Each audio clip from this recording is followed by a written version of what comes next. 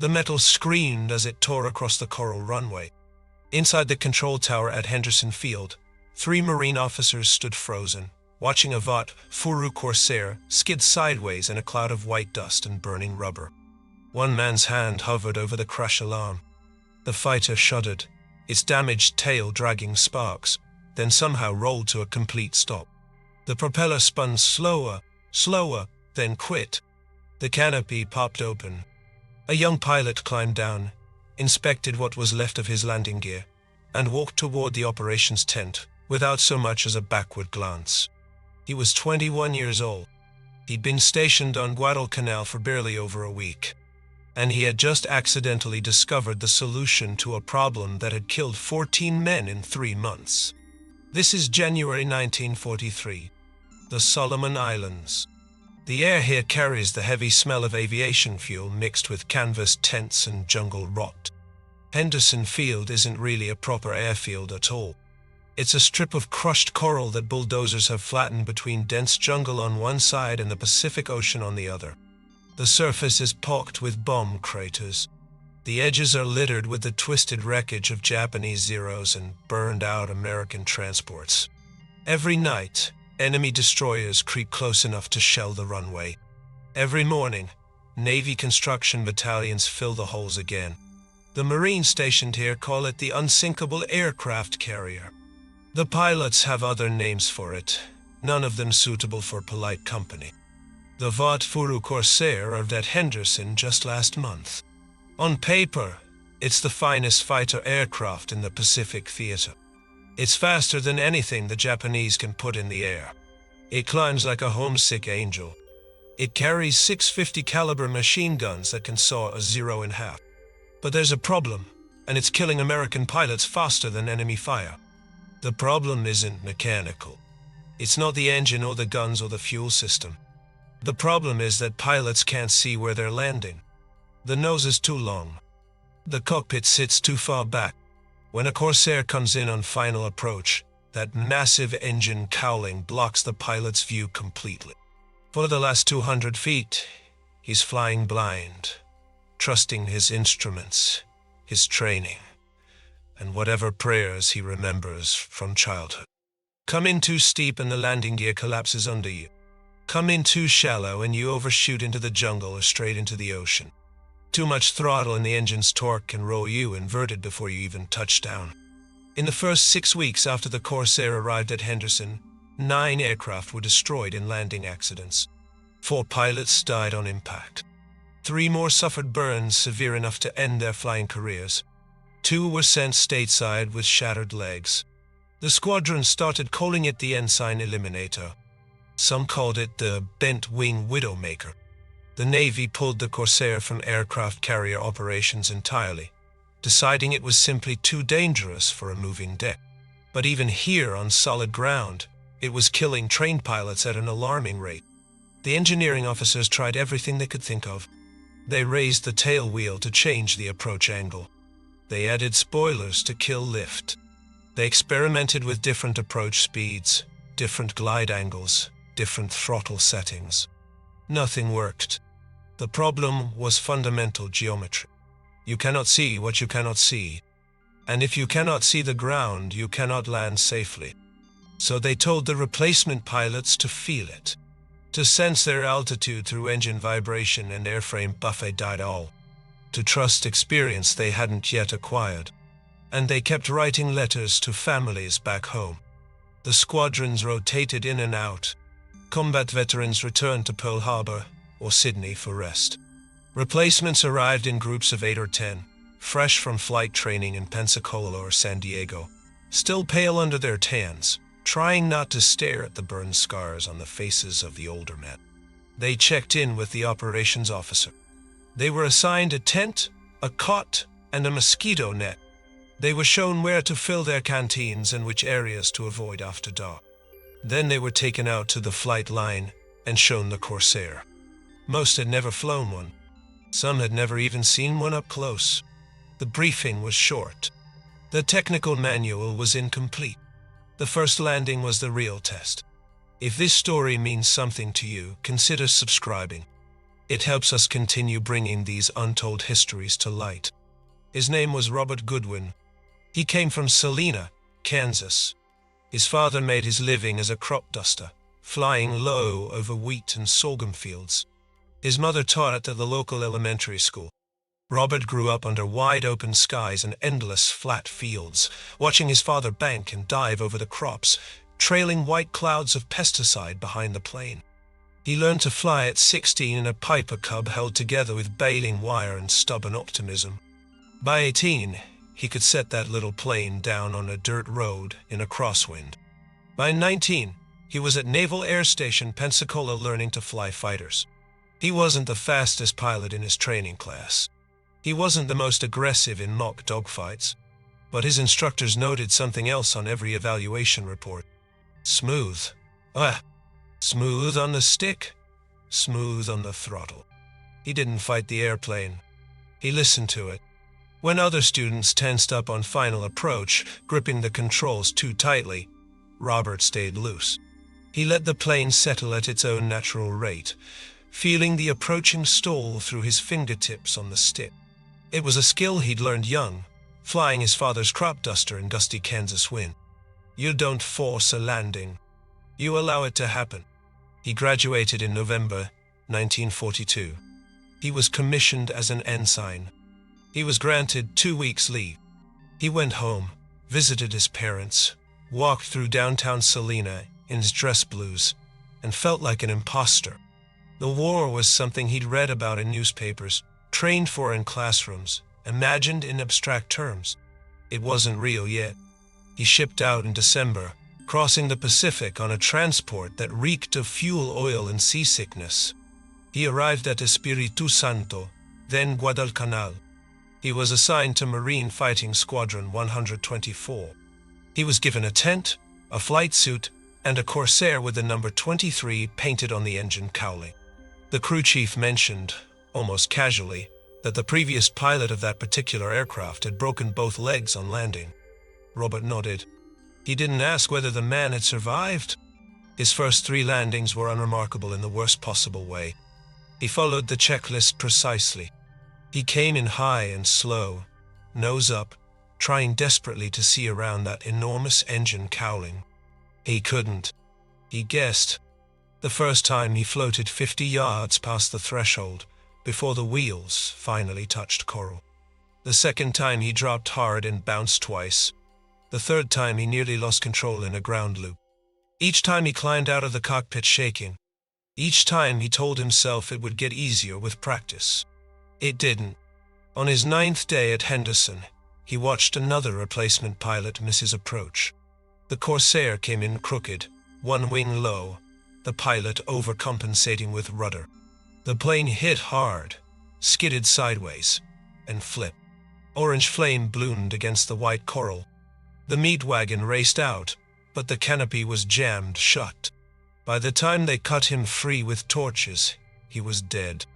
Robert stood with the other pilots and watched the wreckage burn. Nobody spoke. That night, lying on his cot under mosquito netting, he tried to think it through. There had to be a way. There had to be something everyone was missing. The problem wasn't new. It was as old as aviation itself. From the very beginning, landing had always been harder than takeoff. Takeoff was thrust and lift. Landing was timing and judgment and geometry. And in fighter aircraft it had always been worse. The engine sat in front. The pilot sat behind. The nose blocked the view. In the old biplanes it had been manageable. A pilot could slip sideways, look around the cowling, then straighten out at the last second. But the Corsair was too fast for that kind of maneuver. And the nose was simply too long. The engine was a Pratt & Whitney R2800 double Wasp.I. 18 cylinders, 2,000 horsepower, mounted in a cowling that extended 11 feet forward of the cockpit. From the pilot's seat on final approach, the runway disappeared completely. The official solution was to fly a curved approach. The pilot kept the runway in sight by looking out the side of the canopy, turning gently, then straightening just before touchdown. It worked in theory. In practice, it required perfect timing, Perfect speed control and nerves of steel. New pilots misjudged the turn. They came in too fast or too slow. They leveled off too high or too late. The margin for error was measured in seconds. The penalty was death. Some pilots tried steeper approaches, diving in and cutting throttle at the last possible moment. It worked until it didn't. Others tried to feel the ground through the buffet of an approaching stall, holding the nose high, waiting for that shudder that meant the wings were about to quit flying. But the Corsair didn't stall gently. It snapped.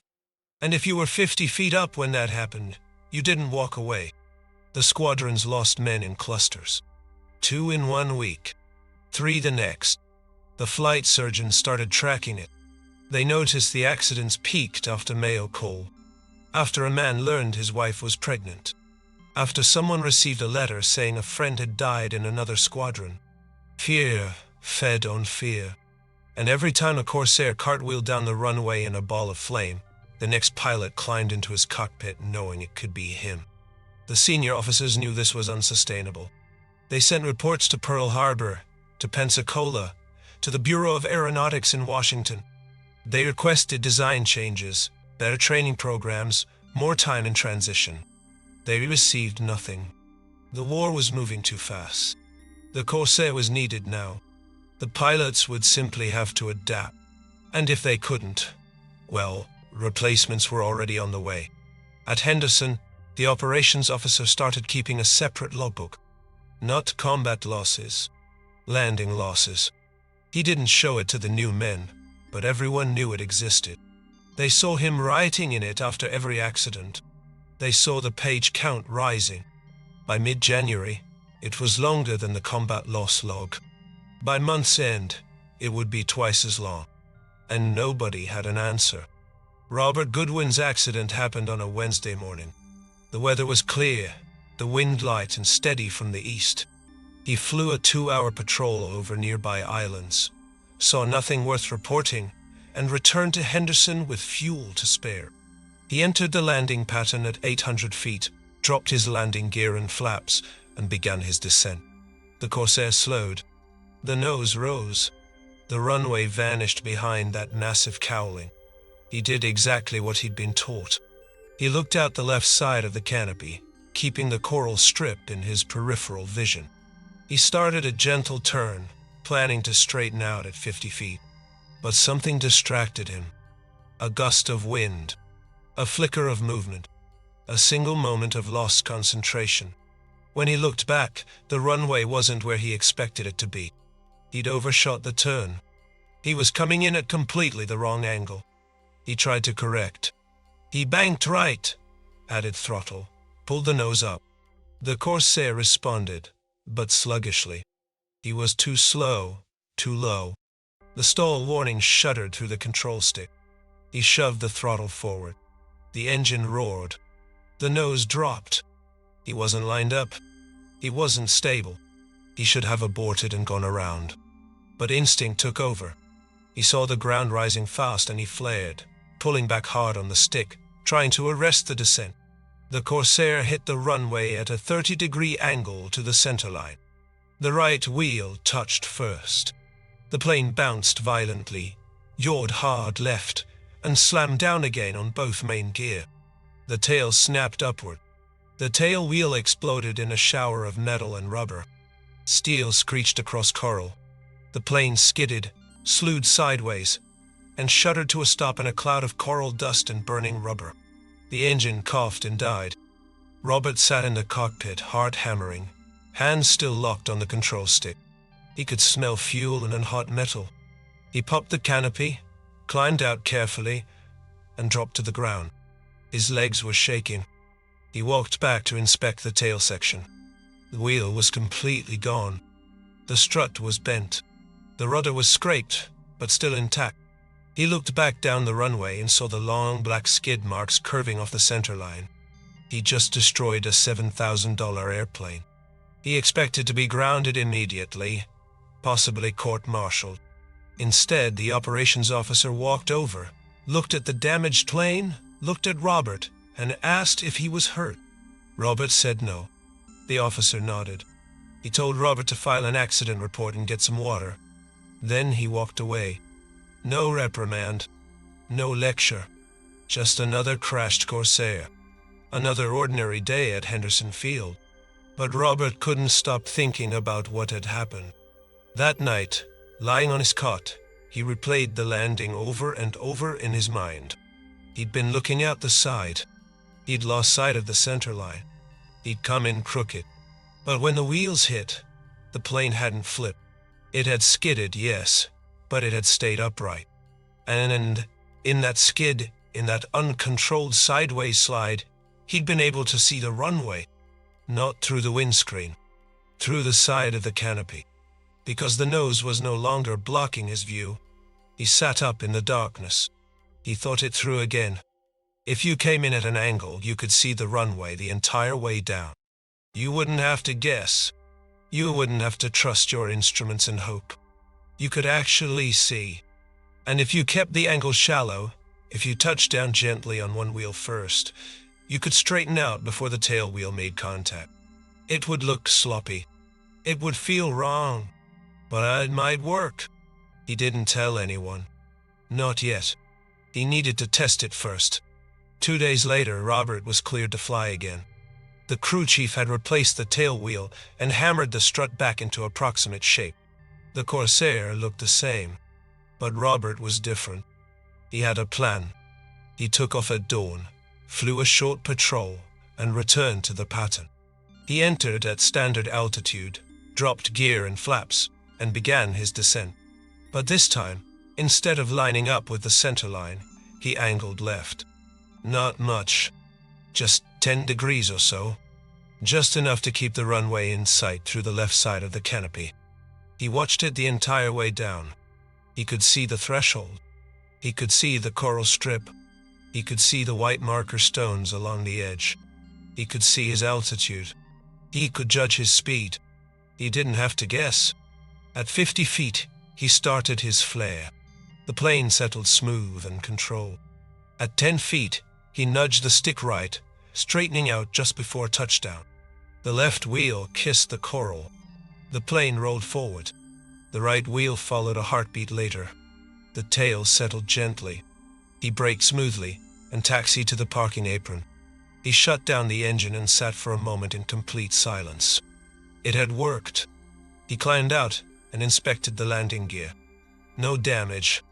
The landing had been clean, controlled, safe, and he'd been able to see the whole time.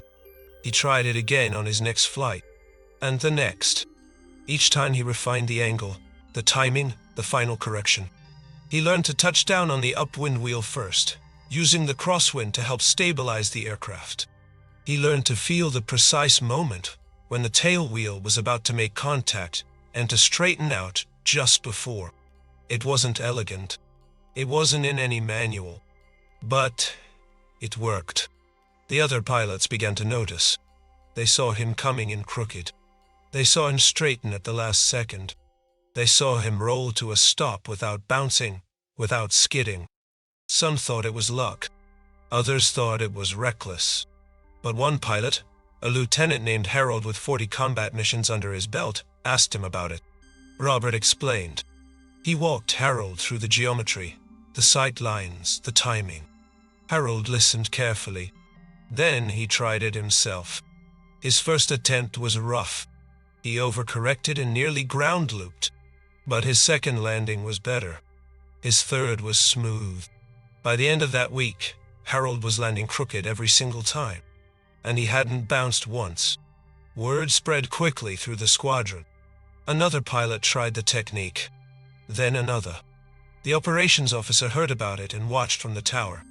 He saw 3 Corsairs land in a row, all angled left, all touching down gently on one wheel, all straightening out smoothly before the tail settled. He sent for Robert. Robert expected a reprimand for unauthorized procedures. Instead, the operations officer asked him to demonstrate.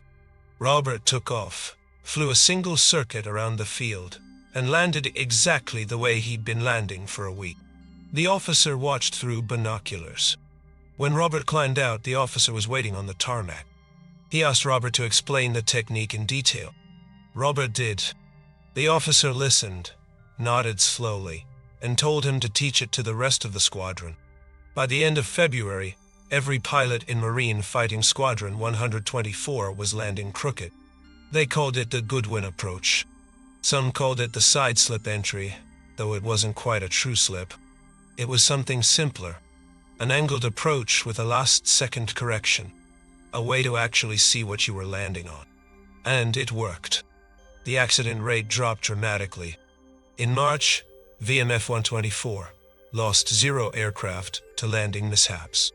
In April, only 1, and that pilot walked away with minor injuries. Other squadrons heard about the technique. They sent observers. They adopted it themselves.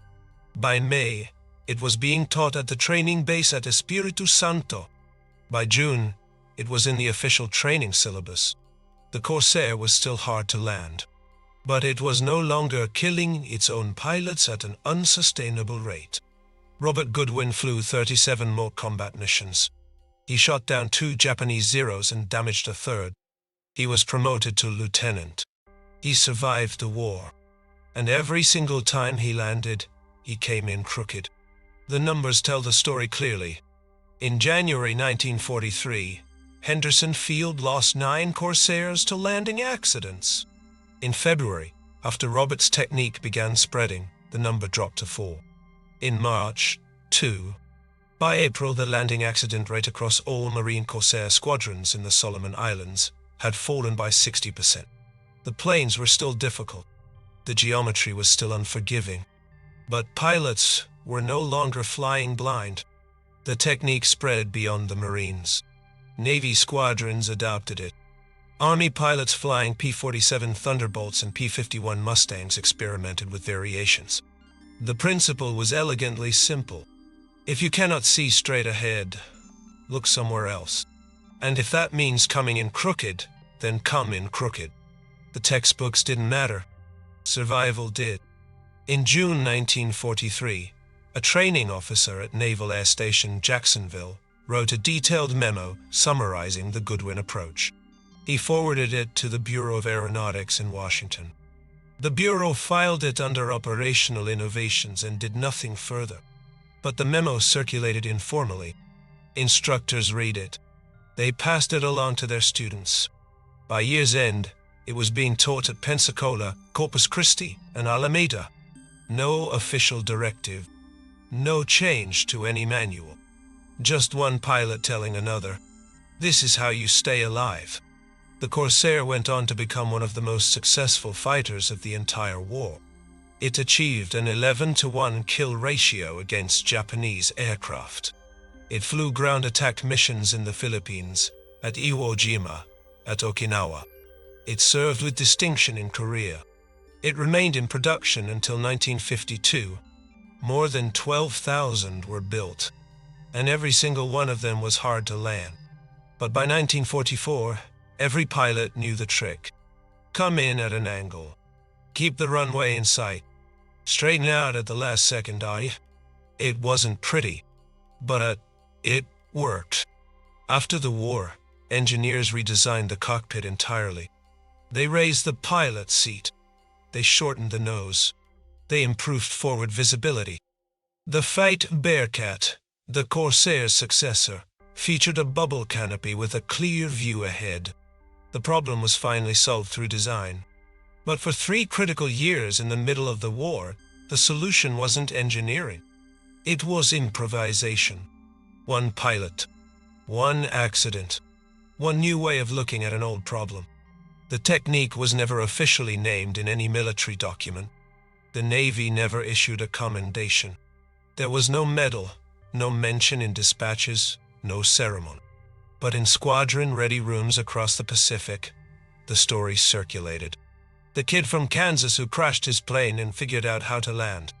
The ensign who saved more lives on the ground than he ever did in combat. Robert Goodwin left the Marine Corps in 1945. He returned home to Kansas. He worked for his father's crop dusting business for 2 years, then bought his own plane and started his own operation. He married in 1947. He had 3 children. He flew commercially until he was 68, then sold the business and retired. He didn't talk much about the war. When people asked, he said he'd flown fighters in the Pacific. He didn't mention the Corsair. He didn't mention Henderson Field. He didn't mention the landing technique that carried his name in squadron histories he would never read. In 1982, a researcher from the Smithsonian Institution contacted him. She was writing a paper on World War II, aviation innovations. She'd found references to the Goodwin approach in after-action reports and training memoranda. She asked if he remembered it. He said he did. She asked if he knew how many pilots it had saved. He said he'd never counted. She told him the estimate was over 200 lives, possibly more. He was quiet for a long time. Then he said he was just trying not to crash. He died in 1991 at the age of 69. His obituary in the Salina Journal mentioned his service in the Pacific. It did not mention the landing technique. His children didn't know the full story until years later, when a Marine Corps historian tracked them down and asked if they had any of their father's papers. They found a logbook, a flight suit, and a photograph of him standing beside a Corsair with the number 23 painted on the cowling. The historian thanked them. He told them their father had changed the way an entire generation of pilots thought about landing. They asked why no one had ever told him that. The historian said maybe no one thought to. But in squadron-ready rooms, in flight schools, in the quiet corners of aviation museums, where old pilots gather to swap stories, the tale endures. Not because it's dramatic in the Hollywood sense. Not because it's heroic in the traditional way we think of heroism, but because it's true. Because it demonstrates what happens when a 21-year-old kid refuses to accept that the way things are is the way things must always be. Because it proves that sometimes the difference between life and death isn't courage or natural skill, but simply the willingness to see a problem from a different angle. The Corsair was a beautiful airplane. Fast, powerful, deadly effective in combat. But it was also dangerous to its own pilots. And for a few critical years, the only thing standing between young men and disaster was a crooked approach invented by a crop duster's son who crashed his plane and learned to see. That's not a small thing. That's everything.